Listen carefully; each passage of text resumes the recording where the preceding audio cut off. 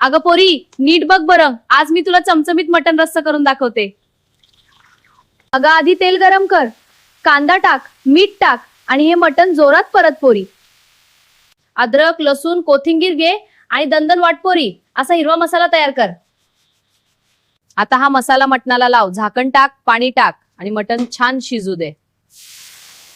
कांदा, सुकं खोबर, मिरे, लवंग, धने, खसखस टाक. खमंग भाज पोरी. मसाला भाजला, आता दणदण वाट. पाटा नसेल तर मिक्सर मध्ये वाट. तेल गरम झालं, तेजपत्ता, चक्रफूल, इलायची, दालचिनी टाक, खमंग फोडणी दे.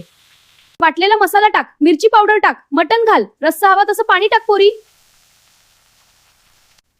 बघ पोरी, चमचमीत मटण रस्सा तयार झाला. आता वाढ आणि खा. बघ पोरी, चमचमीत मटण रस्सा तयार झाला. आता वाढ आणि खा.